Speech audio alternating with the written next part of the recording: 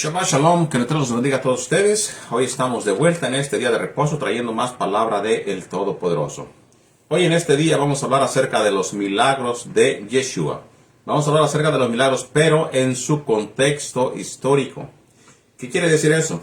De que cuando nosotros nos ponemos a leer la Escritura, muchas de las veces leemos la Escritura, leemos los milagros, leemos los acontecimientos, pero no sabemos cuál es la raíz, qué cosa es el mensaje, qué nos quiere decir la Escritura al momento que nosotros leemos las acciones, los milagros de Yeshua, porque no tenemos un contexto histórico, no conocemos acerca de los milagros, no sabemos cuál fue la enseñanza, no sabemos qué mensaje hay a través de ese milagro. Así que hoy estaremos hablando de 9 milagros en los cuales explicaremos su contexto histórico. De igual manera continuaremos con los otros milagros en otros Shabbats, pero hoy específicamente hablaremos de 9 milagros en su contexto histórico.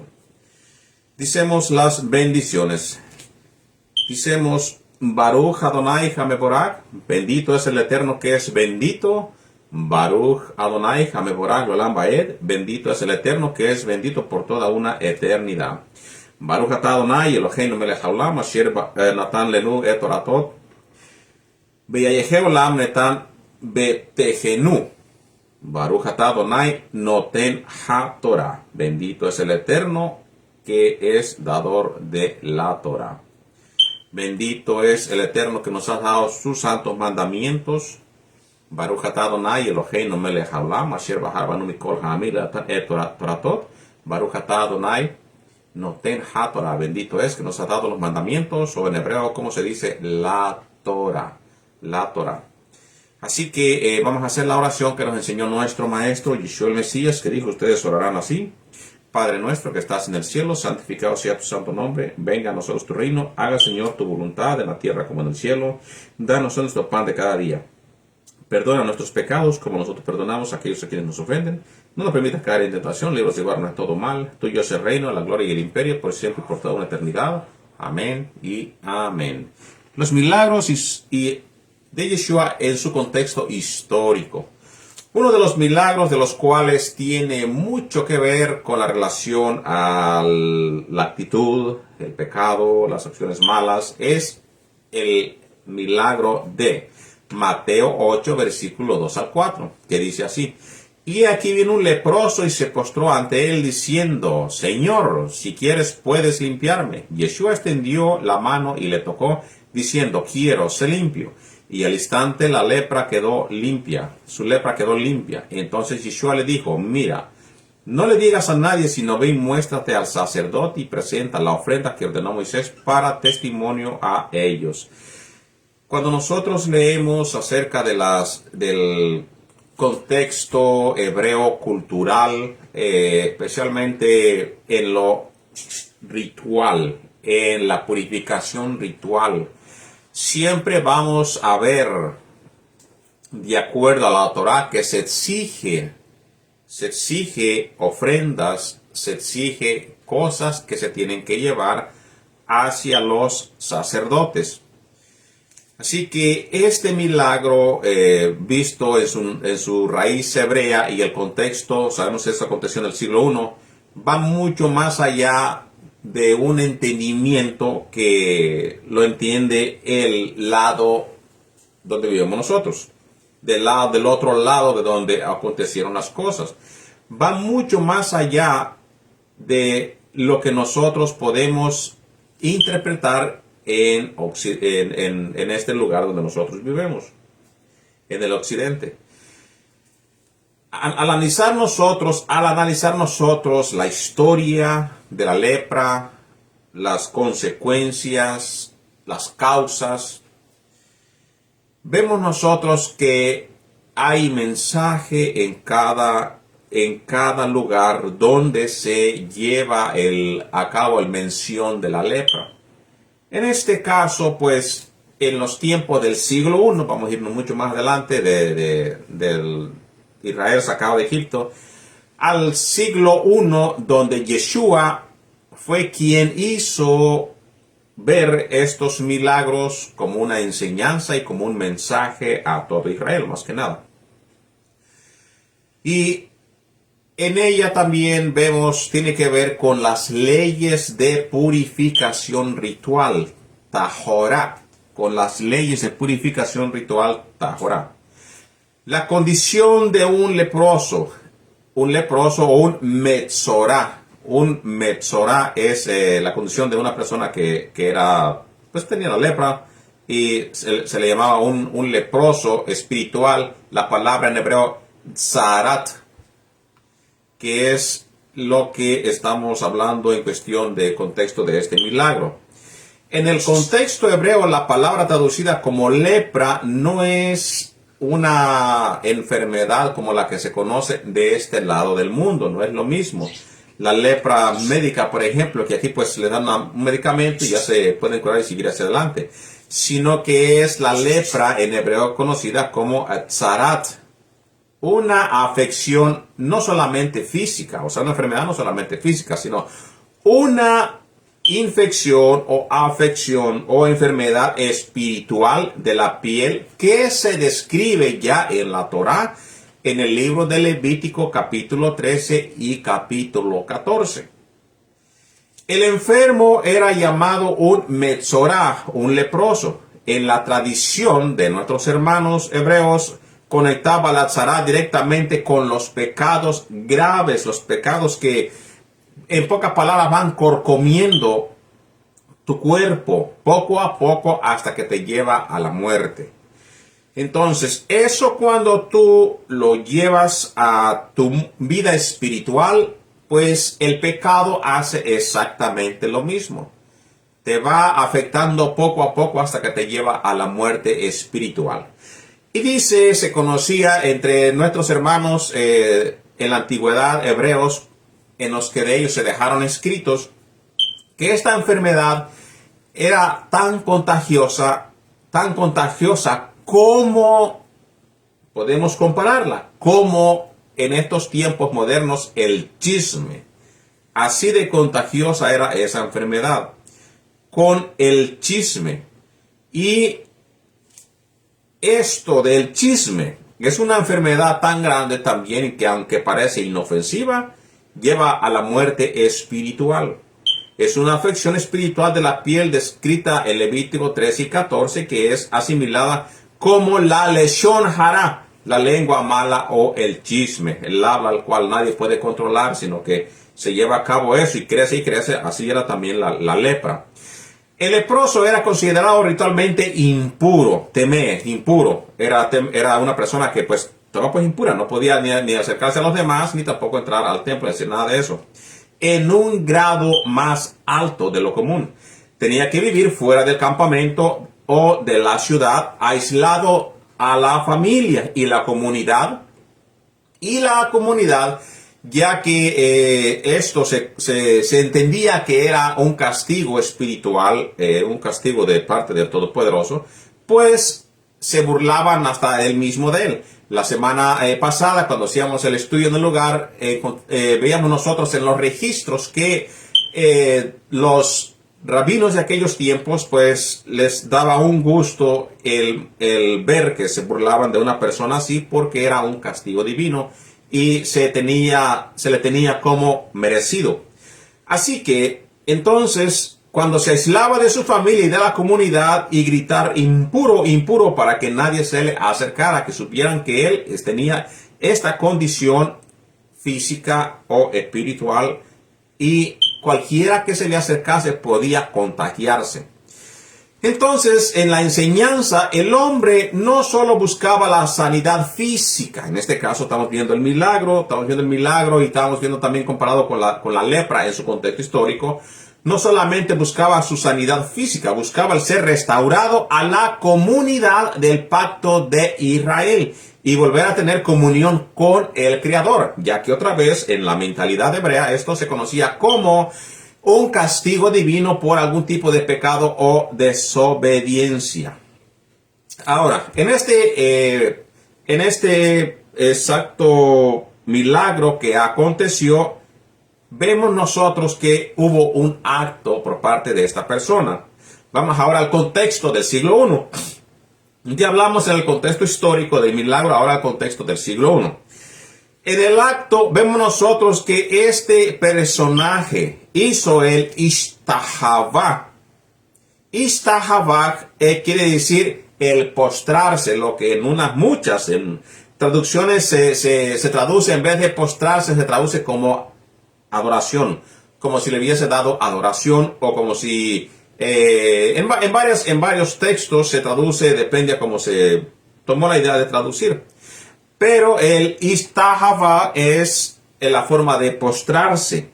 Y la forma de postrarse en el contexto histórico, cultural, político de Israel, esto era arrodillarse o inclinarse hasta tocar el suelo con su frente. Y esto fue lo que hizo este leproso en frente de Yeshua.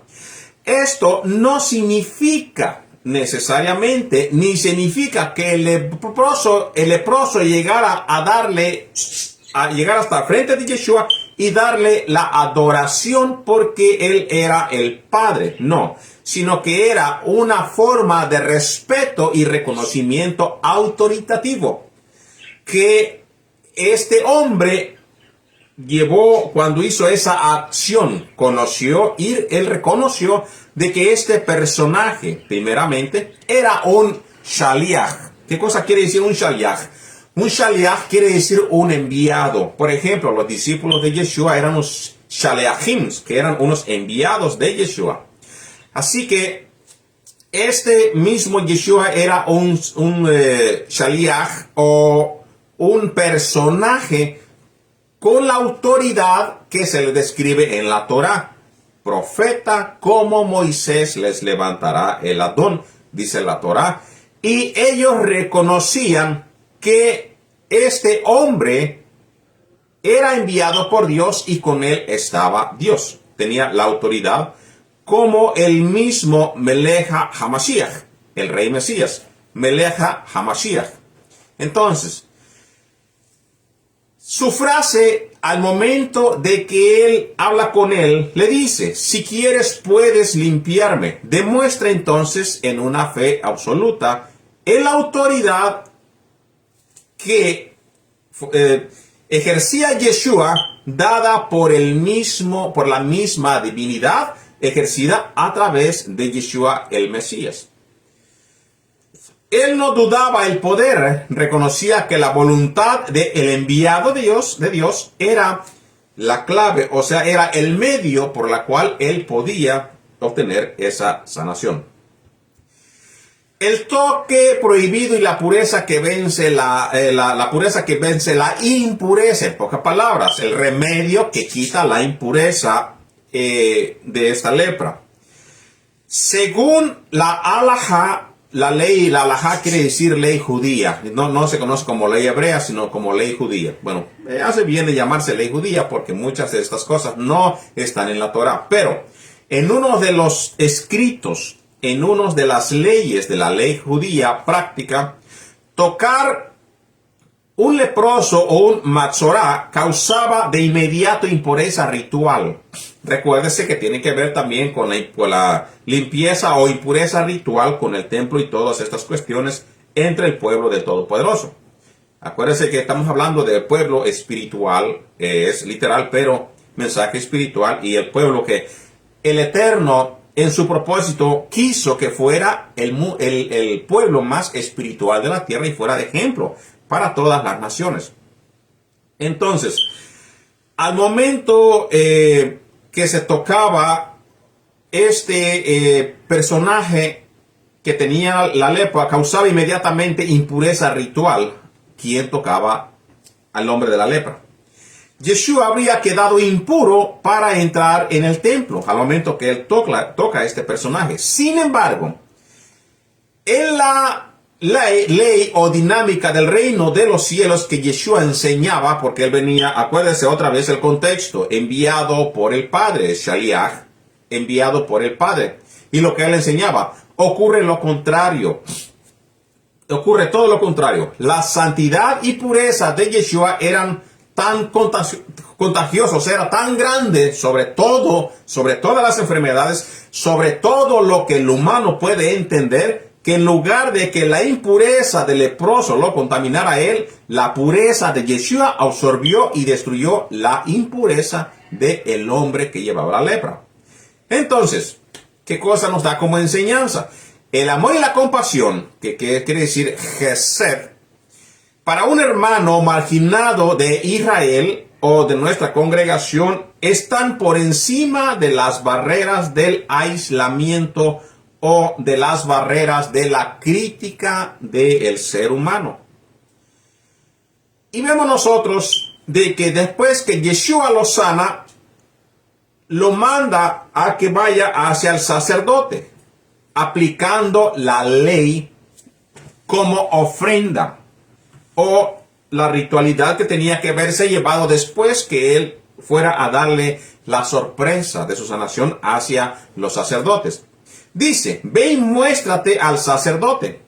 Esto quiere decir que él mismo se apegaba otra vez a la Torá para que todo lo que está en la ley no fuera quebrantado, sino que se llevara por obra, como dice Mateo 5:17, para que siguiera su curso y que se llevara al pie de la letra.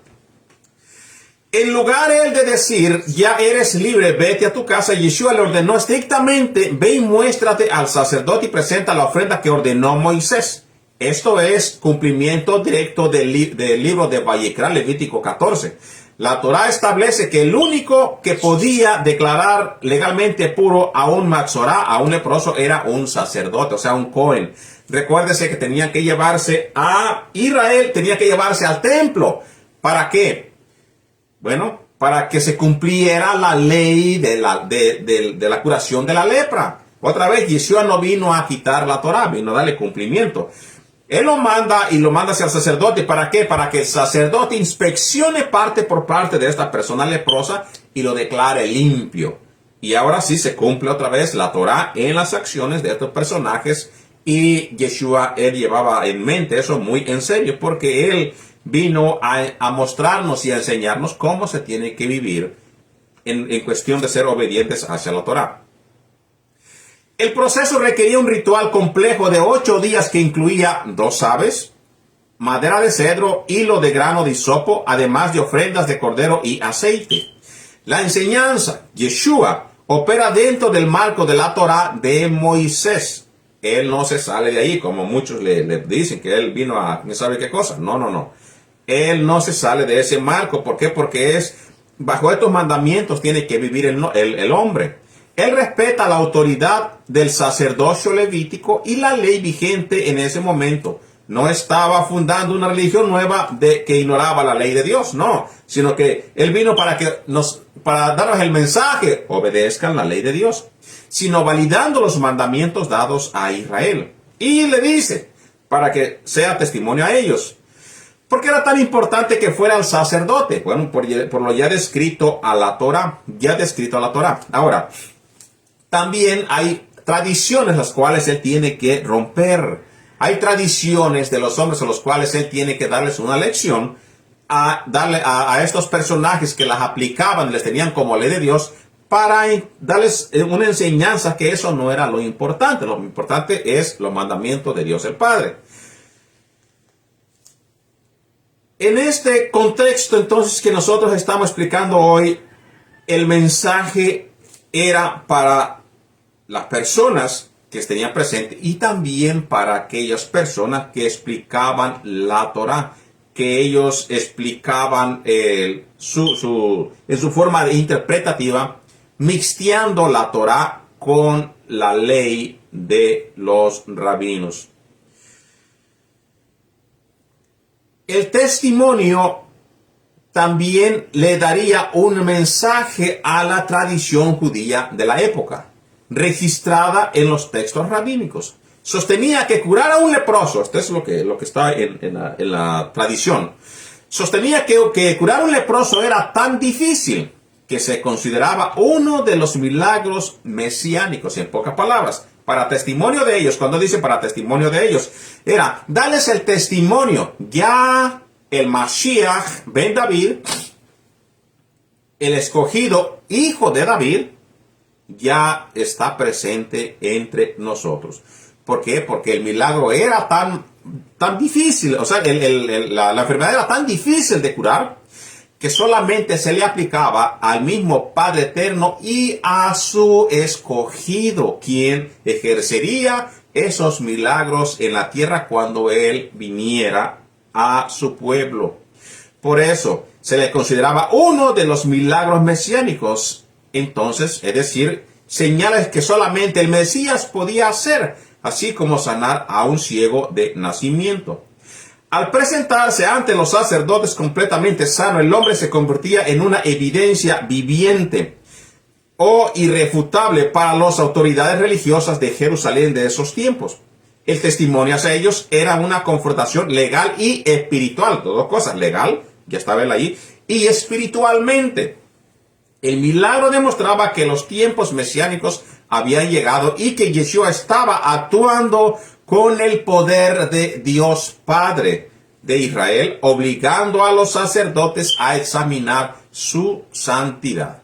Entonces, esto le serviría como testimonio en dos diferentes cualidades.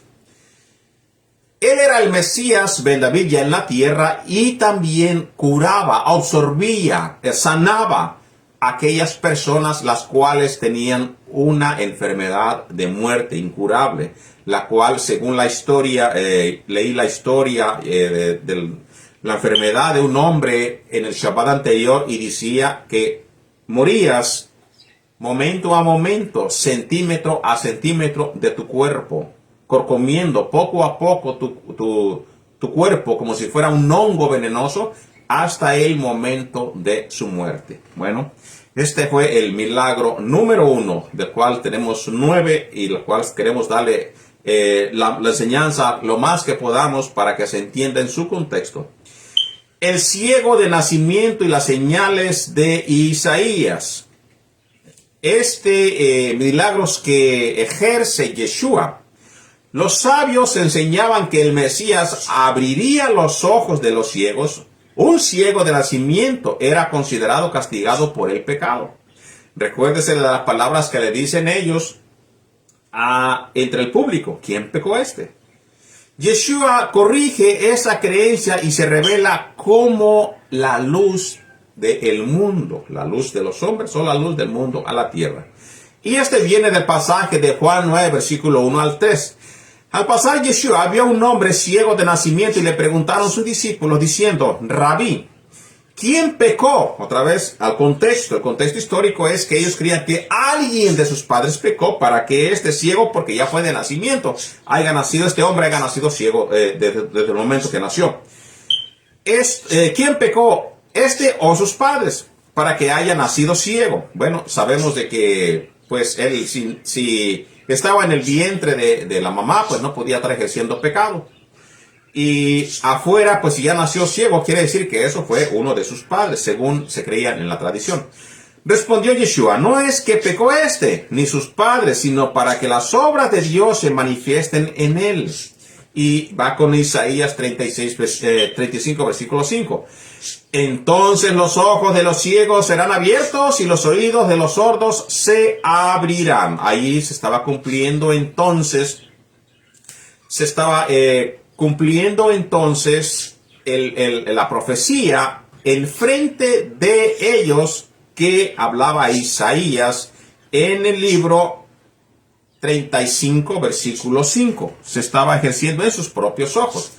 Este pasaje del Evangelio de Juan, aunque forma parte del Brit Hadashah, refleja la manera muy precisa los debates teológicos y las creencias populares del judaísmo del siglo I, o sea, de los tiempos del Mesías.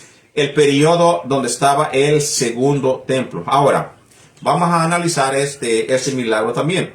Para entender este milagro desde una perspectiva hebrea histórica, porque no lo vamos a entender de la forma que nosotros sabemos en este lado del continente, cómo son los milagros o cómo se tiene que entender. Siempre nos tenemos que ir a la historia, a la raíz, a la cultura, al contexto. Deberíamos entonces analizar la pregunta de los discípulos. Vamos a ver este mensaje que hay y el milagro que se lleva a cabo aquí, que se le inculca al pecado, a lo pecaminoso. ¿Quién pecó? ¿Este o sus padres para que haya nacido ciego? Recuérdese que muchos de estos milagros, pues, como dije al principio, llevan su contexto ritual, espiritual, literal. Sigue diciendo, esta duda revela los conceptos profundamente arraigados al pensamiento judío de la época. ¿Quién pecó otra vez?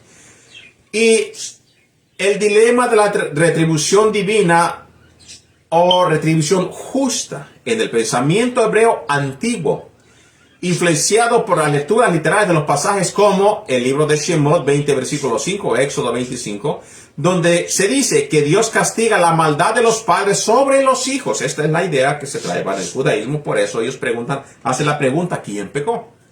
Existía la idea popular de que el sufrimiento físico o la enfermedad eran consecuencia directa del mismo pecado. Si alguien nacía con una discapacidad, manco, ciego, cojo, qué sé yo, la mentalidad de la época asumía, ya pensaba, de acuerdo, si nos pasamos nosotros a Éxodo 20, versículo 5, asumía automáticamente que había una culpa detrás de esta disfunción o de este problema en el ser humano cuando nacía. ¿Cómo podría pecar una persona antes de nacer? Para esto también tenía explicación. La cultura hebrea, vamos a decir teológica o religiosa de los tiempos de Yeshua. Y esto tiene que ver con la tradición, no con lo que dice la Torah, sino que la tradición rabínica. ¿Cómo pueden ellos explicar esto de que una persona peca antes de nacer? La pregunta de los discípulos plantea una paradoja. Si el hombre nació ciego, como acabamos de leerlo, ¿cómo pudo pecar él para merecerlo? Bueno, en la literatura rabínica, otra vez vamos a la literatura. La literatura es una forma de darle el entendimiento a un mensaje basado en las acciones o basado en los actos que ya habían pasado anteriormente de estas personas que pusieron la literatura junta. O sea, de qué forma se podía interpretar o de qué forma se tenía que creer cierto mensaje o cierta acción. ¿Okay? La literatura rabínica de la época y los debates posteriores plasmados en el Midrash y el Talmud muestra que los sabios Yehudí contemplaban dos teorías para explicar estas cosas. Por eso, ¿qué estamos explicando hoy? No estoy predicando el Talmud y el Midrash y la Besorá, no estamos predicando ninguna cuestión de idea teológica, o sea, de enseñanza midrásica rabina, sino que estamos enseñando nosotros cómo se entendía el milagro. Por eso, pues, tengo que hablar desde la ley judía, tengo que hablar de la Haftará, tengo que hablar de cuestiones como la halajá, de la forma, la ley judía halajá, cómo ellos entendían las cosas, todas estas, cómo se entiende, cómo se interpreta, pues se leen o se escriben en los midrash, los midrashins, para que uno vaya entendiendo cómo se entienden o cómo lo ve un sabio, como un sabio de la época de judía, de la antigua, veía las cosas y cómo tienen que darle la interpretación. Ellos te dicen cómo también se tiene que interpretar. Entonces, por eso te tengo que citar las bases de dónde viene la raíz. Así que ellos planteaban dos historias planteaban basadas en la misma escritura. Obviamente ellos van a basar una cosa en la misma escritura, no van a sacar una idea de otro mundo porque no es parte de la Torah. Pecado prenatal o letzer hará en el vientre. Existía la discusión de si un feto podía rebelarse o pecar dentro del vientre materno. En este lado del mundo, ¿quién iba a estar imaginando de que una persona podía estar pecando en el vientre de su madre? Para nosotros, pues a nadie le cabe ninguna idea. Por eso incluso el bautismo a un niño se da cuando ya tiene conocimiento y sabe que ya está pecando, se le da el bautismo. ¿Para qué? Porque para que sepa para qué es el bautismo. Pero entre la cultura hebrea, pues del siglo I no era así, no era así. Ellos entendían cosas basadas en otros textos alejados, pero traían una enseñanza. Entonces, ¿de dónde viene esta enseñanza? Si el feto podía pecar o no en el vientre materno, de unos pasajes rabínicos como Bereshit Rabbah 63:6, como desde el Génesis, donde debaten los gemelos Jacob y Esaú, cuando ya luchaban y mostraban inclinaciones al pecado desde la matriz. De ahí se saca la idea de que sí, pues un niño podía haber pecado desde el vientre de su madre, basado en esta enseñanza, en esta porción bíblica. Ahora, esto no siempre, pues, se tiene que entender de que estaban pecando, simplemente, pues sí, había un pleito ya desde el principio, pero la cuestión es de que quiero darles la idea de dónde se agarra la idea de que los niños pueden pecar antes de nacer. No estoy predicando eso, estoy predicando cómo se creía. Quiero aclarar eso. Cómo se creía que un niño podía pecar antes de nacer. Y se saca la idea del relato de Jacob y Esaú, cuando ya estaban peleando ellos ya desde la vientre de la madre, y estaban ahí empezando con la lucha. Entonces, la segunda parte, la transmigración de almas, el Gilgul Neshamot, aunque es un concepto que se desarrolló con mucha más fuerza siglos después en la mística judía conocida como la Kabbalah. La Kabbalah, para las personas que no saben, pues es un libro donde se escribe en misticismo.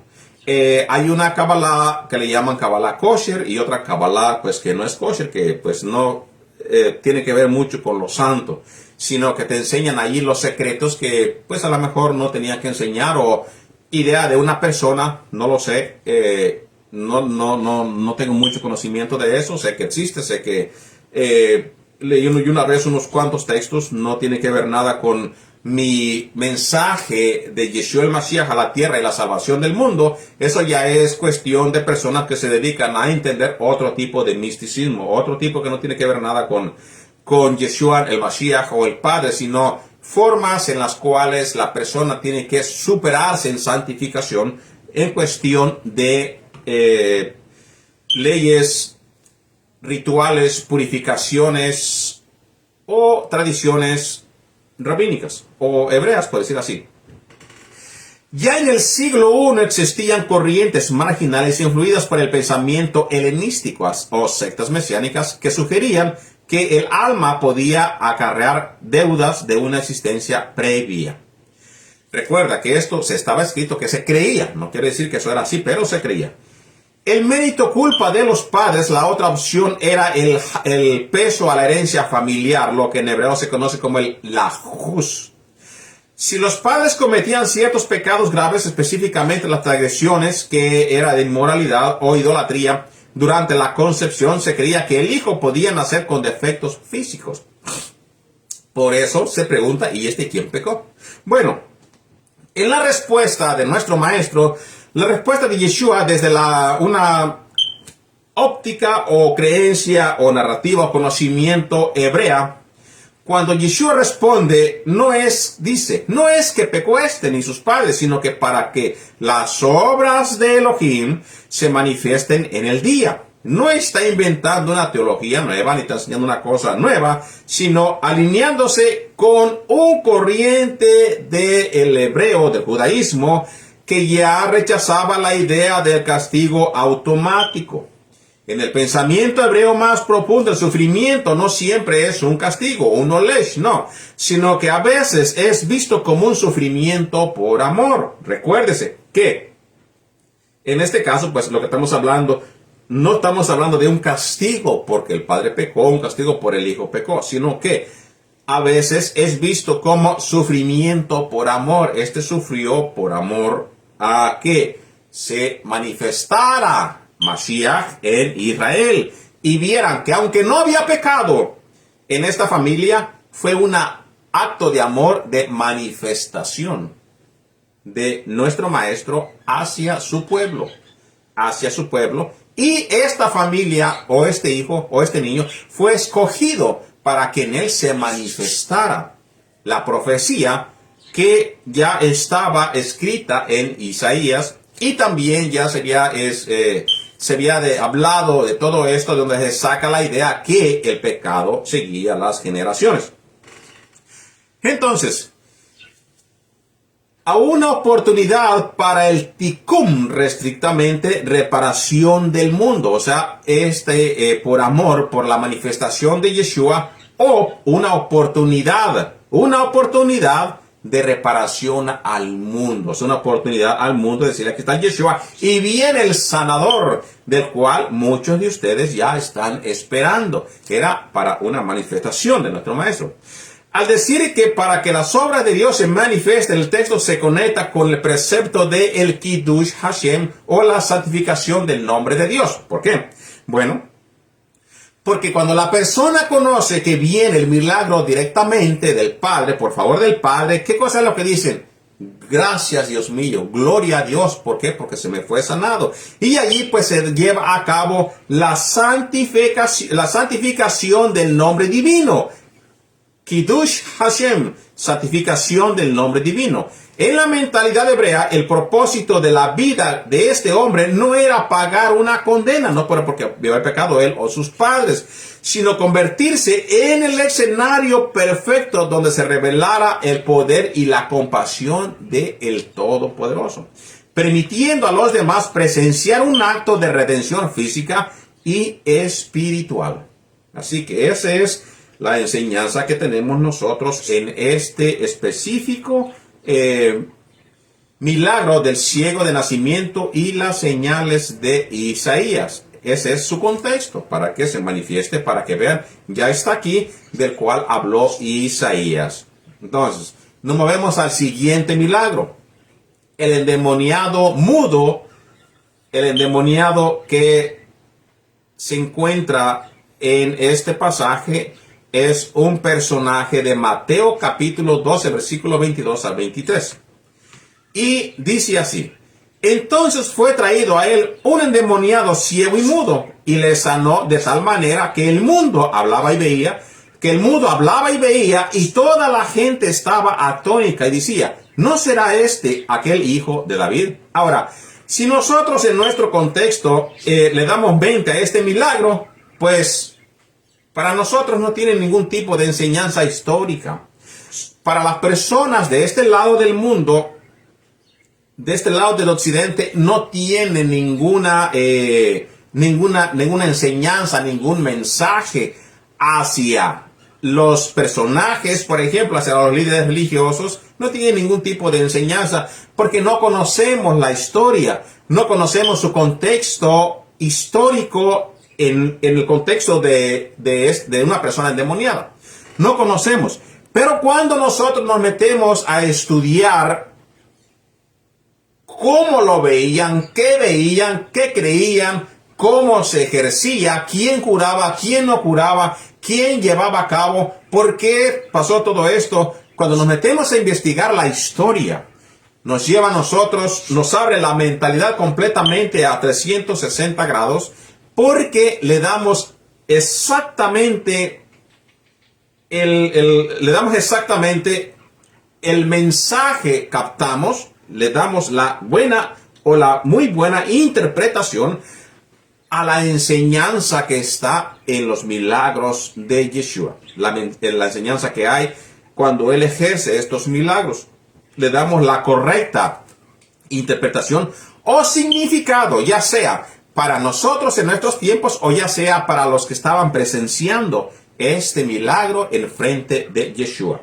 Y vamos a conocer por qué el texto nos dice: ¿no será este aquel hijo de David? Bueno, nosotros sabemos que también en estos tiempos una persona reprende demonios de otro ser humano. Eso es una cosa que no tiene ninguna sorpresa.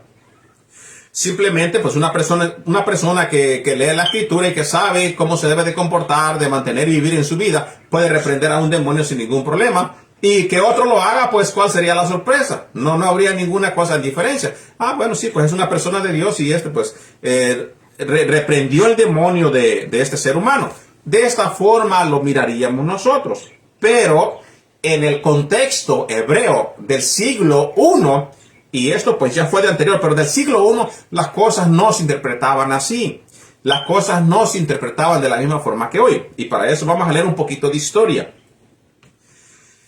El milagro de Mateo, capítulo 12, versículo 22 al 23, es uno de los pasajes más cargados de trasfondo cultural e implicaciones teológicas del siglo I. Por eso le digo que cuando uno conoce estas cosas, hay mucha enseñanza y te llena de conocimiento. Te llena de conocimiento y propósitos. Y entendemos lo que el Mesías cargaba en aquellos tiempos. Cargaba, me refiero a qué, cómo lo miraban las personas y a qué se enfrentaba, más que nada, a qué se enfrentaba, una cosa que verdaderamente se tenía como un milagro, no como en los tiempos de hoy en este lado del mundo, no de la misma forma que nosotros vemos estos milagros. Cuando una persona lee el texto desde una perspectiva ajena a la época, ve simplemente una sanidad milagrosa de un personaje que pues aconteció en nuestro mundo. Pero un desafío directo a la tradición de los exorcistas de Israel, un desafío directo a ellos, o sea, hacer esto en aquellos tiempos, era algo grandísimo que las personas tuvieron que decir, ¿no será este el hijo de David? Porque solamente a través de él se podían hacer estos milagros. Vamos a la historia. El método del exorcismo, cómo se conocía, cómo se veía y qué se ejercía del siglo I.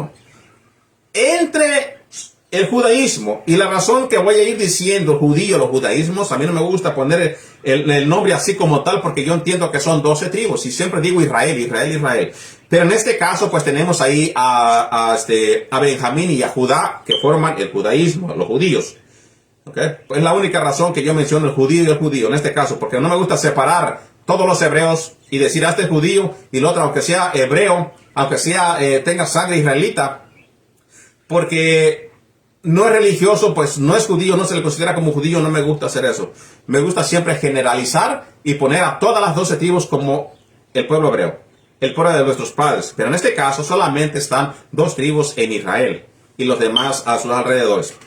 En el judaísmo de la época registraba por historiadores como Flavio Josefo y más tarde en fragmentos del Talmud. ¿Qué cosa es el Talmud? El Talmud es un relato de mandatos, es un relato de lo que ellos conocen como la Torah oral, de mandamientos, de formas y leyes que se tienen que aprender, dicen ellos, de maestro a alumno. Hasta que cierto hombre, me parece que fue Judá, el hombre que dijo, no, nosotros en la dispersión fuera de Israel, en Babilonia, y cuando estamos fuera en la dispersión, pues vamos a perder la Torah oral, porque no la escribimos para que no se nos pierda.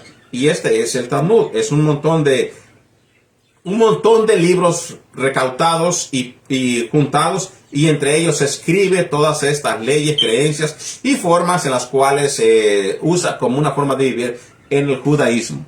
Esto es el Talmud. Entonces, Flavio Josefo es un historiador judío que se encuentra el libro en Amazon en estos tiempos, donde en sí es Flavio Josefo, pero él describe más las guerras de Israel desde el transcurso de Génesis hasta el momento de Flavio Josefo. Flavio Josefo, entonces, más tarde, fragmentos de Talmud, o sea, tomos. El Talmud hay una infinidad de tomos, muchos tomos que tienen que leer o que leen nuestros hermanos yehudí. Entonces, en los fragmentos de Talmud se encuentran, expulsar un demonio no era un acto espontáneo de autoridad, sino un proceso ritual complejo y técnico. Nada más expulsar un demonio. Nada más eso. Recuérdense que hay 2 factores en este personaje. Hay 2 problemas en la cuestión de este personaje. Ahora, usted quiere encontrar el libro donde explique más acerca de eso, busque el Tom Schmidt blog, donde puede leer más acerca de cómo se llevaban a cabo. Se llama el exorcismo de la primera, del the first century en inglés. Puede encontrar más información escrito por Graham H. El paso indispensable, primeramente, vamos a ir por pasos. Conocer el hombre. Era un proceso que se tenía que llevar. Primeramente, conocer el hombre. Aquí sabemos que Yeshua nomás llegó y hizo lo que hizo. Bueno, era conocer el hombre. Para que un exorcista judío de la época pudiera expulsar un espíritu, el paso número 1 y más crítico era obligar al demonio a decir su nombre. Aquí que tenemos un grandísimo problema en este milagro. Una vez que el exorcista sabía el nombre del espíritu, podía usar un conjuro. Podía usar un conjuro, raíces específicas o amuletos asociados al rey Salomón para ordenarle salir. Muchas personas que no están familiarizadas con por qué asociadas al rey Salomón. El rey Salomón, de mi propia experiencia, de lo que yo he leído, desde el rey Salomón se sacan muchas enseñanzas acerca de su vida y su trato hacia los demonios. Hay mucha enseñanza en libros que probablemente la persona no tiene que estar metiéndose a leer estas cosas, pero yo entre mi crecimiento de niñez lo hice. Y aprendí muchas cosas y todas las llevan hacia el rey Salomón. De igual manera, así como estos exorcistas, pues nos dice la historia que los amuletos, las raíces específicas, los conjuros o amuletos eran asociados al rey Salomón para ordenarle salir. Bueno, aquí ya vemos un problema. Primeramente tenían que decirle al espíritu que les diera su nombre, ahora al demonio que les diera su nombre. Ahora tenemos el dilema de que también era mudo este personaje, el cual Yeshua lo curó. El dilema del mudo. El texto bíblico dice que el hombre era ciego y mudo. Tenía dos grandes problemas. Para los exorcistas de la época, un demonio mudo era un caso humanamente imposible de resolver porque el espíritu no podía hablar y por lo tanto no podía revelar su nombre. Al no haber nombre, las fórmulas tradicionales de nuestros hermanos Yehudí quedaban completamente inutilizadas. No podían curarlo. ¿Por qué? Porque primeramente tenían que haberle dado seguimiento a este hombre. Saber quién es. Tenían que utilizar fórmulas. Y para poder utilizar estas fórmulas, tenían que conocer el nombre. Basado en el nombre de este espíritu o demonio, se tenía que utilizar la fórmula. ¿Dónde aprenden eso todos los judíos? ¿Dónde aprenden todas estas cosas? Bueno, pues estas cosas son sacadas de los mismos estudios judíos. Por ejemplo, tenemos el libro de Enoch, donde dice cada nombre de cada personaje, cada demonio, cada ángel o espíritu, menciona los nombres de todas estas personas. Tenemos los escritos judíos donde mencionan cómo se tienen que llevar estas cosas basados en la historia del rey Salomón. Y basado en la historia, ellos tenían el conocimiento de cómo reprender a un espíritu y cómo reprender a un demonio. Pero el problema aquí es que este personaje, a pesar de que era ciego y era mudo, no podía darles ningún tipo de información. Eso los ponía en un gran problema porque no podían hacer uso de ninguna cosa ritual o amuletos para poder reprender a el espíritu. Y esto es lo que hace que cuando las personas vean lo que hace Yeshua, quedan sorprendidos del milagro causado en el siglo I. Que esto aquí pues lleva la enseñanza histórica. ¿Para quién? Para quienes tienen enfrente. Sigamos hacia adelante con la historia. La conmoción del pueblo y el asombro ante lo inaudito, ante lo que jamás se creía. Cuando Yeshua expulsa al demonio de inmediato y el hombre habla y ve, la multitud no dice simplemente qué buen milagro, sino que dice, el texto dice que estos estaban atónitos. Estos estaban atónitos. Dice Mateo 12, versículo 22 al 23.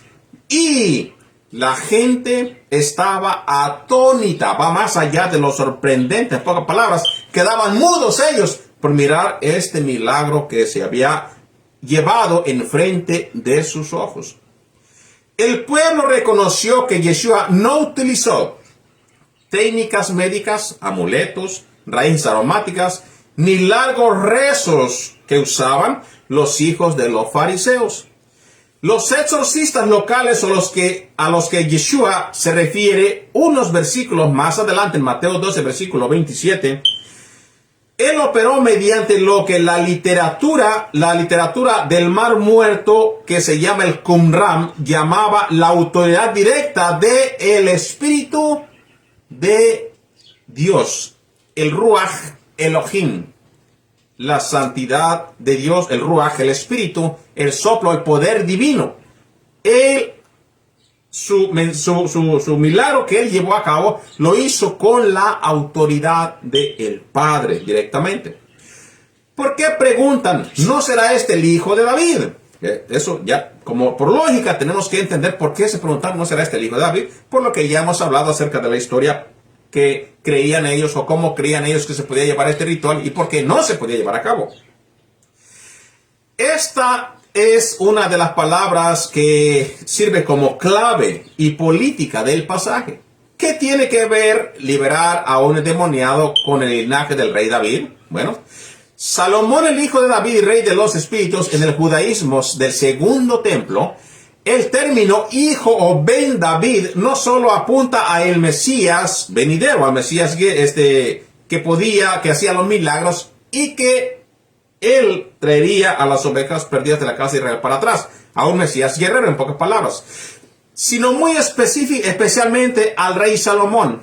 Otra vez, en la literatura interestatal como el Testamento de Salomón o el libro hipócrifo de la sabiduría, Salomón era recordado como el sabio supremo que había recibido de Dios el control absoluto sobre el mundo espiritual y los demonios, los Shi'idim, conocidos como el Shi'idim. Más información en sendamasco.es. Pueden encontrar más información acerca de estos libros, de los cuales los yehudís, no todos, pero los que se dedican a hacer este tipo de exorcismos o reprensiones, tienen que conocer para ellos llevar a cabo su trabajo como exorcista. La expectación del pueblo, si Salomón, el primer hijo de David, había tenido la sabiduría para someter a los demonios con anillos y raíces, el Mesías definitivo, el gran hijo, Ben David, Yeshua Ben David, debía tener un poder infinitamente superior, capaz incluso de someter a los demonios que la tradición consideraba imposibles, como en este caso el que estaba mudo. Él mismo hizo que se sometiera, dándole la voz para atrás al hombre y también para que pudiera ver. Otra vez, un milagro al cual los dejó atónitos, dice la Escritura. Al ver que Yeshua rompió el callejón sin salida del demonio mudo, sin usar ningún ritual, ni ninguna cosa, ni ningún libro, ni todo lo demás que llevan ahí, inmediatamente conectó los puntos. Si este hombre puede sanar lo que nadie más puede dar por fuerza, tiene que ser el heredero y tiene que tener la autoridad espiritual de David y Salomón, en pocas palabras. Entonces, aquí vemos nosotros el ejercicio que se lleva a cabo y ahora el mensaje también lo vemos que se le da a los que estaban presentes. Para los fariseos y escribas, la aclamación del pueblo era muy peligrosa. ¿Por qué? Bueno, porque ellos no querían aceptarlo, ellos lo rechazaban, pero el pueblo y las acciones de Yeshua mostraban todo lo contrario. Si el pueblo aceptaba que Yeshua era el Ben David o el hijo de David, estaba reconociendo a un nuevo heredero legítimo del trono de Israel. Lo que desestabiliza el control religioso de Jerusalén en los tiempos del siglo I y provocaría la intervención del Imperio Romano. Por eso, inmediatamente, después de este evento que se llevó a cabo en este milagro, los fariseos intentan desacreditar al origen de su autoridad diciendo: este no echa fuera a los demonios, sino por Beelzebub, príncipe de los demonios. Mateo 12, versículo 24. No podía negar el hecho físico que el mudo hablaba, así que la única salida de ellos fue acusarlo y decirle: Este echa fuera a estos, pero con la misma ayuda de los demonios. Muchos ya conocen la historia, donde pues Yeshua les dice quién va a estar peleándose contra sí mismo, eso no sirve así, y él los reprende también porque le inventan cosas que obviamente si lo aceptaban pues no era muy favorecido para los fariseos del siglo I. Entonces, Mateo 12, versículos 22 al 23, en él se encuentra la enseñanza y en él se encuentran las pruebas que se dan a los fariseos, el testimonio que hay para que ellos reconozcan a quien tienen enfrente, pero por lo visto pues no se entendió, no se llevó a cabo y no se aceptó. Pero estos eran los mensajes que se llevaban a cabo a través de los milagros como enseñanza y ruptura de las creencias de los rabinos de aquellos tiempos, de las tradiciones. Estaba rompiendo tradiciones, estaba rompiendo cosas que ellos creían que no eran conforme a la Escritura. Vamos al siguiente milagro. Este milagro lo vemos en Mateo 8, versículos 26 al 27. Y este pasaje lo vemos en la mentalidad hebrea que presenta en el mar como el caos Tehom, donde acontece pues una gran tormenta. Mateo 8, versículos 26 al 27 nos dice así: Él les dijo: ¿por qué teméis, hombres de poca fe? Entonces, levantándose, reprendió a los vientos y al mar, y se hizo grande bonanza. Y los hombres se maravillaron diciendo: ¿qué hombre es este que aún los vientos y el mar los obedecen? Entonces, ¿qué hombre es este que aún los mares lo obedecen? Recuérdese otra vez la literatura y el contexto de la promesa del hijo de David aquí a la tierra, que ya empieza en la Torá, que dice que profeta entre medio de tus hermanos levantaré a él oír. ¿Quién actúa en el profeta? El mismo Dios. El mismo Dios actúa en el profeta, y todo lo que hace el profeta lo hace por inclinación divina. Lo hace cuando digo inclinación divina es porque lo hace por el mensaje divino. ¿Y quién está en el profeta cuando está hablando las cosas al personaje? El mismo Dios habla a través de este profeta, de este personaje. Aquí en este caso tenemos a Yeshua, de que los discípulos lo vieron y se decían, y los hombres se maravillaron diciendo: ¿qué hombre es este? ¿Qué hombre es este que puede hacer estas cosas? Porque aún se le someten aún los vientos. Recuérdense, se le someten los demonios, se le someten los espíritus, y ahora también aún el mar le obedece. Salmo 107, versículos 28 al 29. Entonces claman a Adonai en su angustia y los libra de sus aflicciones. Cambia la tempestad en sosiego y se apaciguan sus ondas. Entonces, esta era otra señal grande para ellos que tenían enfrente a el Shaliach Elohim, al enviado de Elohim. Entonces, el concepto de Shaliach en el principio de la agencia, el principio o el representante de la divinidad en la tierra. En el derecho y la mentalidad hebrea existe un principio legal fundamental. El enviado de un hombre es como el hombre mismo, que se conoce en hebreo como Shelucho Shel Adam Kemoto. El enviado de una persona era como si lo enviara, como si fuera ya el mismo que lo envió. Por ejemplo, les voy a dar un ejemplo. Si Estados Unidos envía a un líder a México, por decir así, esa persona representa al mismo Estados Unidos. Y es como Estados Unidos estuviera allá. Si este personaje es enviado por el presidente, él tiene que decir exactamente las mismas palabras que el presidente le dijo que dijera. No le quitará ni no le pondrá. Este es el mensajero. Así que, cuando Elohim escoge a un profeta o a un rey o a un líder, un shaliach o enviado, le otorga la autoridad para actuar en su nombre en la tierra. Para actuar en su nombre. ¿Ok?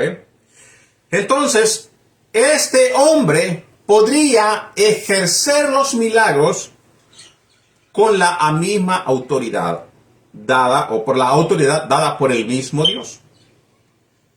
Que los vientos y el mar le obedezcan a Yeshua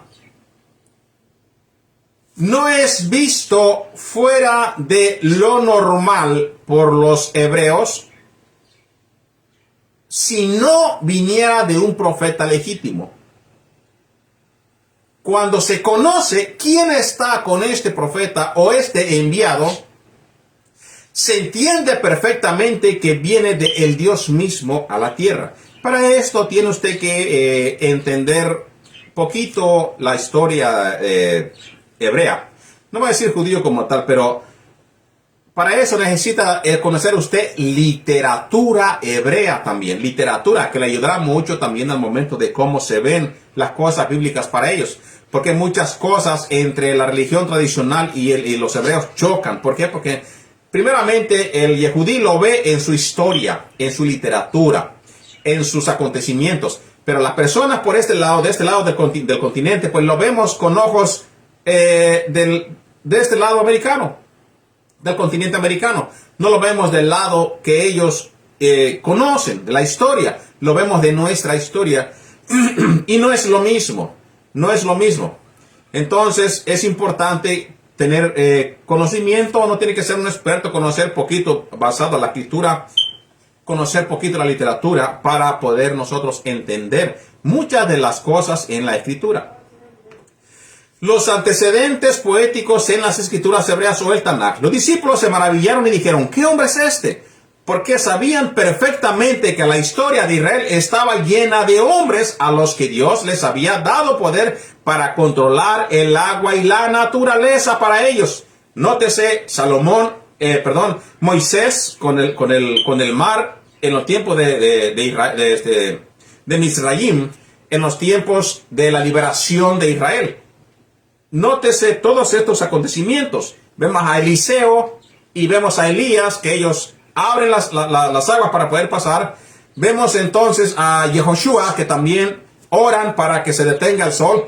Estos solamente son acontecimientos que vienen cuando Dios está en un profeta o en un hombre. No porque ellos tengan el poder, sino que Dios mismo actúa a través de estos profetas. Entonces, todo esto se le conoce como una literatura que se tiene que entender para que en un futuro puedan entender los hijos de los hijos cómo es que el Padre actúa entre sus profetas o entre los propios hombres. Entonces, a estos pues los discípulos entendieron y dijeron, ¿qué hombre es este? Porque sabían perfectamente que la historia de Israel estaba llena de hombres a los que Dios les había dado poder para controlar el agua y la naturaleza. Para ellos, Yeshua estaba actuando en la misma línea de los grandes profetas de Israel del pasado. Otra vez, Moisés extendió su vara y por orden divina el mar rojo se dividió. Éxodo 14, versículo 20. Josué, él ordenó al sol y la luna que se detuvieran en el cielo. Josué 10, versículos 12 al 13. Elías y Eliseo, de la misma forma. Vemos cómo Elías, ambos profetas, estuvieron en el río Jordán golpeando con un manto hasta que se separó. Y también vemos que al orar, el momento de Elías, desciende fuego del cielo. Al reprender la tormenta, Yeshua está demostrando al pueblo que él opera con el mismo espíritu y el poder de Moisés y Elías, de la misma forma. ¿Qué cosa quiere decir con este espíritu? Con el mismo espíritu que se le fue dado a ellos, el espíritu de Dios. Para los discípulos, la pregunta no era, ¿es este Dios? No era así, sino, ¿será este el gran profeta prometido en Deuteronomio 18, versículo 15? Recuérdese que se tiene que entender, ellos no estaban cuestionando, yéndose más allá como lo que se pelearía en este continente, qué es esto y qué es otro. No, ellos no estaban discutiendo ninguna cosa de quién era este hombre, que si era un hombre, que si era un Dios, que si era que sabe qué cosa. No, estaban discutiendo si este hombre verdaderamente sería el profeta prometido en Deuteronomio 18, versículo 15. Que hablaría con la autoridad misma de Dios. Por eso él dice, las palabras que yo hablo no son mías, sino del Padre que me envió. El trasfondo del Salmo 107 y la prueba de la fe, cuando Yeshua le reclama, ¿por qué teméis, hombres de poca fe? En hebreo, Kadmei Amaná, les está recordando cómo actuar cómo actúa un verdadero tzadik, o un verdadero justo o santo, en momentos de crisis. Existe un pasaje muy famoso en los Salmos que describe exactamente la situación que vivieron en la barca. El Salmo 107, versículo 23 al 29. Los que descendieron del mar en naves vieron las obras del Señor, levantando al viento de la tempestad que encrespaba sus olas. Entonces clamaron al Señor en su angustia y lo libró de sus aflicciones. Cambió la tempestad en sosiego y apaciguaron sus olas, o sea, la calmaron. Viene del Salmo 107, versículo 23 al 29, donde se hace todo este relato que se cumple después entre los discípulos. Para ellos, ¿qué cosa les enseñaba Yeshua? Yo soy el verdadero prometido de Dios. Yo soy aquel que se había hablado, del cual se había hablado en la Torá. Otro mensaje. La fe de una persona tzadik, justa o santa, tiene que ser genuina y inquebrantable, aún en los momentos de angustia. Aún en los momentos de angustia. Por eso dice, hombres de poca fe, porque han dudado. Otra vez, para un judío del siglo I, la poca fe de los discípulos radicaba en que, teniendo a el enviado de Dios en la barca, entraron en pánico en lugar de confiar en que el Altísimo protegería la misión. ¿Por qué? Porque ahí tenían al enviado de Dios y tenía que cumplirse todo lo demás. ¿Por qué dudar? La reprensión de Yeshua a los vientos es un acto para demostrar que el Dios de Israel sigue teniendo el control absoluto sobre los caos, utilizando a su ungido, a su escogido. La palabra Cristo quiere decir a su escogido, a su ungido. Yeshua, a su ungido. Recuérdese que pues eso es aplicable a los que Dios escogió para una específica tarea. Entonces, al momento que se apaciguan las aguas, está dando el mensaje que Dios tiene el absoluto control sobre todo, sobre el caos, utilizando en este caso a su ungido, el Mesías, como el canal para traer la paz, shalom, a la tormenta, Así que el mensaje para todos aquellos personajes que se encuentran aún en los problemas que sean. Recuérdense que muchas veces, simbólicamente, el mar representa, no estoy diciendo en este texto, pero en muchos de los textos, el mar representa la multitud. Los problemas pues van a representar lo que hay en la multitud, la forma de cómo sobrevivir entre la multitud, aunque venga la tempestad. No perder la fe es lo esencial para una persona que cree en el Dios de Israel. Es esencial para sobrevivir en cualquier tipo de prueba. Ahora, vamos al siguiente milagro, y este será uno de los milagros número 5. Vamos a leer solamente hasta este milagro para no hacerlo muy largo, pero después continuaremos en los siguientes Shabbat dando más texto o mensajes de lo que hay en los milagros en su contexto histórico. La resurrección de Lázaro al cuarto día. Aquí también hay mucha tela que cortar porque hay mucha enseñanza.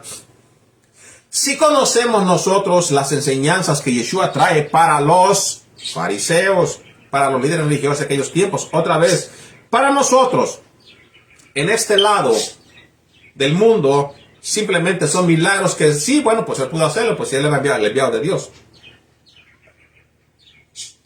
Para los que presenciaban este acto, no era simplemente una resurrección que el Hijo de Dios vino a hacer. No se veía de la misma manera. Tenía sus enseñanzas, tenía sus contras, tenía los mensajes que había en esta resurrección. La resurrección de Lázaro al cuarto día. Juan 11, versículo 39 al 40. Vamos a leer. Dijo Yeshua, quitad la piedra. Marta, la hermana del que había muerto, le dijo, Señor, hiede ya, o sea, ya huele, ya pesa, está malo. ¿Por qué es de 4 días? No es de tercer día. Ya de 4 días, ya cuando es de cuarto día, pues la persona huele mal. Y eso lo hemos presenciado en vida. En mi país de origen, en una vez cuando una persona murió, ya tenía 3 días de que había muerto. Al tercer día lo trajeron a la casa. Cuando nosotros fuimos al velorio, porque mi mamá es rezandera, fuimos a ese velorio a llevar los primeros rezos. Ya en la noche, ya el muerto ya empezaba a soltar un aroma muy desagradable, pero ya olía mal y es muy difícil poder enfrentarte sin un tipo de protección a este mal olor.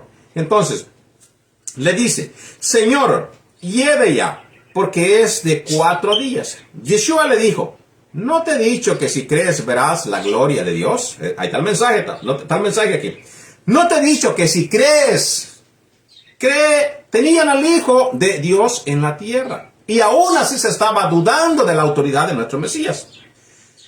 Otra vez, como en la tormenta, trayendo al Hijo de Elohim, viéndolo, pues ya llegó la salvación. Llegó a salvarte de la prueba, llegó a salvarte de la tormenta. Confía. No dudes, confía que ya está el Hijo de Dios aquí. Entonces, de la misma forma, no te he dicho que si crees, ahí la reprende, no te he dicho que si crees, en pocas palabras, no te he dicho ya que no hay imposibles para Dios. ¿No sabes tú que ya está aquí el Ben Elohim, el Ben David, el Ben Adam? ¿No sabes tú que para eso yo he sido enviado? ¿Para qué? Para manifestar la gloria de Dios. De igual manera, cuando regrese, la traerá otra vez, vendrá la gloria de Dios. Pero, ¿no te he dicho que mirarás cosas que nunca habías visto? Cuando dice, verás la gloria de Dios, las maravillas que no se habían visto en Israel. Juan 11, versículo 43 al 44. Y habiendo dicho esto, clamó a gran voz, Lázaro, ven fuera. Y el que había muerto salió, atadas las manos y los pies con vendas, y el rostro envuelto en un sudario o envuelto en mantos. Yeshua les dijo, desatadle y dejadle ir.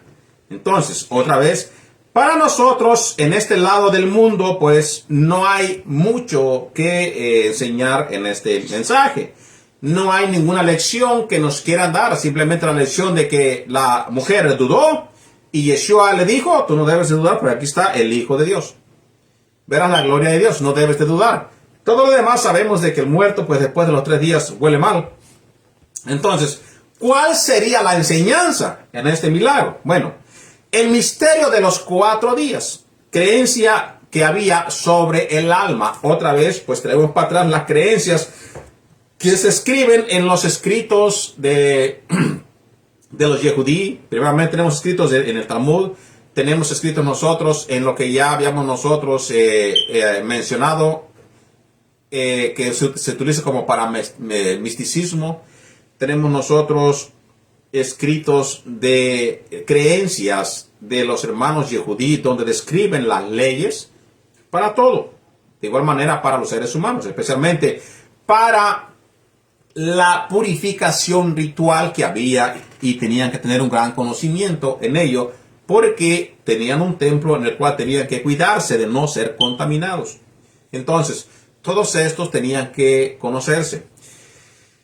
En el judaísmo, en la época registrada en el Midrash, Levítico Rabá 18.1. El Midrash, vuelvo a repetir para si no me entendió, el Midrash es una forma explicativa del texto. Es una forma explicativa del texto que hay en las leyes de nuestros hermanos Yehudí. Rabá 18.1. Se creía firmemente que cuando una persona moría, su alma, su neshama en hebreo, rondaba el cuerpo durante 3 días, intentando regresar a él. Durante esos 3 días, se consideraba que la muerte no era definitiva, porque el alma seguía cerca, otra vez leyendo milagros en su contexto histórico. Sin embargo, el 4º día el cuerpo empezaba a descomponerse. Recuérdese que es lo que la hermana de este personaje muerto, pues vino y dije, pero ya ese 4º día, por la creencia que había. Aquí ya nos da un poquito de idea cuál era la enseñanza. Entonces, el 4º día, el cuerpo comenzaba a descomponerse. Por eso, María dice, hiede ya huele mal. Al ver el cambio en el rostro, el alma abandonaba el lugar por completo y partía a lo que se conocía en los tiempos aquellos al Sheol. El Sheol en muchos textos es muy mal interpretado porque el Sheol se menciona como la propia tumba del ser humano, donde ya está el descanso total. En este caso, pues, el alma rondaba y después del cuarto día, pues ya no podía existir este ser humano, ni tenía tener ninguna esperanza de sobrevivir, porque ya el alma se había ido también al descanso. Para la mentalidad hebrea, resucitar a alguien al primero o segundo día era un milagro grande. Del primero al segundo día era un milagro grande. Vemos varios acontecimientos en la historia del pueblo de Israel. Pero, aquí es donde viene la enseñanza y la clave de este milagro. Pero resucitarlo al cuarto día era humanamente e irreversiblemente imposible que al cuarto día se resucitara a un ser humano. Por eso Yeshua se esperó hasta el cuarto día. Entonces, la enseñanza hebrea que nos da Yeshua en este pasaje bíblico. Al esperar intencionalmente al cuarto día, Yeshua no se está demostrando una forma o algo que ellos podían entender, sino algo que ellos no podían imaginarse. Como Él siendo el propio enviado del Todopoderoso a la tierra, Él estaba mostrando su autoridad en la tierra, dada por la misma divinidad, por el mismo Padre, que lleva el enviado del Todopoderoso a la tierra. Les está demostrando que la muerte no está por encima de Dios o por encima de aquel que venció la muerte. No está por encima. Estará por encima de las creencias rabínicas de aquellos tiempos, de la literatura rabínica, de las creencias de los escritos, del alma 3 días y después se va al Sheol, después se va al descanso. Que el poder de Dios está ilimitado al momento que se aplica en la creación aquí en la tierra. Les está dando el mensaje que Él es verdaderamente el enviado de Dios aquí a la tierra. Y no hay un imposible para Dios. No hay una imposibilidad para Dios que no se lleve por obra al momento que se da la palabra. Entonces, más tarde vamos nosotros a ver en los propios textos de que a este mismo, el Shaliach Ben Elohim, el enviado hijo de Dios, él es aquel que tiene las llaves de la vida y de la muerte. Por eso, con toda la autoridad, vino a mostrarles, vino a enseñarles a aquellos personajes que estaban enfrente. Aquí está el Hijo de Dios. Aquí está el Hijo de David. Aquí está el Ben Adam. Aquí está el profeta que se habló en la Torá. Está presente sobre ustedes. Y lo que ustedes miran imposible se está manifestando hoy en sus propios ojos. Descrito ya en los profetas, lo de los cuales tenían ellos que haber ido a escudriñar para poder ver y reconocer que este era el mensaje de Dios. También le da una enseñanza. En este caso a María. Si aquí está el Hijo de Dios, si tú estás con Dios, no hay nada imposible. No dudes, sino confía. Le dice rápidamente, desatadle y dejadle ir el mandamiento de la vida. En la ley y la cultura hebrea, un cadáver es la fuente máxima de impureza ritual, que en hebreo se dice tumat met. Al ordenar a la comunidad que toquen las vendas de Lázaro para desatarlo, Yeshua enseña un principio de la creencia yehudí fundamental. La preservación de la vida está por encima de la pureza ritual. ¿Por qué? Porque le dijo, desátenlo rápidamente, ya que él se levantó y ustedes lo ven, Desátenlo, no importa que se contamine. La vida es lo esencial, es lo más importante. Por eso, muchas de las personas, otra vez, de este lado del continente, se le da mala interpretación a las palabras de Yeshua. Y para ello les voy a dar varios ejemplos. Yeshua, con los discípulos, come trigo, corta trigo para comer. Los fariseos lo reprenden y dicen, están quebrantando el día de reposo. Pero tenemos que tomar en cuenta que los mismos judíos conocen de que la vida es más importante que el día de reposo. La vida está por encima de todo. E incluso en la literatura y en la creencia de nuestros hermanos yehudí se conoce. Y eso, todo lo que practican Shabbat tienen que reconocer también. Que si tu hermano está en peligro en el día de Shabbat, tú puedes quebrantar el Shabbat para salvar la vida de tu hermano. ¿Y por qué le reprende Yeshua en muchas ocasiones y le dice a los fariseos, ustedes son hipócritas? Porque ponían al animal por encima del alma del ser humano. Ponían al animal primero en vez de ayudar a su propio prójimo. Ponían a la religión de ellos antes de ayudar a un ser humano. Y Yeshua mismo les dice a ellos, porque ellos le dicen, ellos quebrantan el día de reposo, no, ellos tienen hambre. Ellos tienen hambre. Y si en Shabbat hay que darle de comer a la gente, hay que darle de comer a la gente. Si tú tienes hambre y vas pasando donde hay comida, porque la tradición dice, no puedes cortar un fruto porque quebranta Shabbat, pero tienes hambre. Bueno, el nosotros tratar de que el ser humano se pueda mantener con vida, tú puedes cortarle fruto y comer. Así lo hicieron los discípulos. Les dio la enseñanza. La vida está por encima de todo. Así que la preservación de la vida, pero dijo rápidamente, desate, le quite todas las vendas. La preservación de la vida está por encima de la pureza ritual.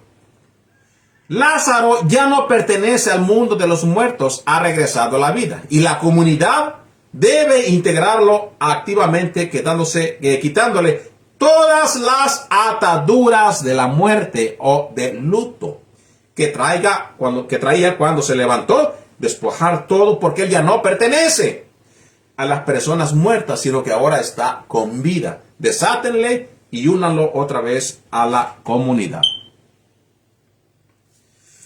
En esta enseñanza, como resumen, la enseñanza hebrea es que el Dios de Israel tiene poder para revertir la muerte, incluso cuando el alma ya se ha ido y ha llegado la corrupción física al cuerpo del ser humano, validando la autoridad de su enviado en el momento más desesperado. Y la enseñanza para todos aquellos los cuales no tenían o en vista, no creían, no imaginaban de que un ser humano podría levantarse después de 3 días de muerte, dándoles así una enseñanza. Otra vez, su profeta, el hijo de David, el Ben Elohim, es descrito en el libro de Ezequiel, el Mashiach, está en su presencia, está enfrente de todos ustedes. Así que, queridos hermanos, vamos a dejar hasta este momento estos estudios de los milagros. Vamos a continuar. Nos faltan otros 4 estudios más. Vamos a continuar 5 estudios más.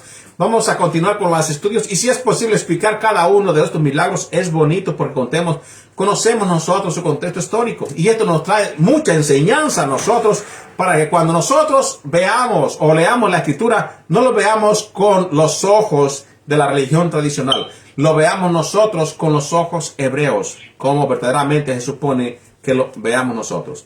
Que la pasen bien, que tengan un bonito Shabbat, que el Eterno los bendiga. Shabbat Shalom.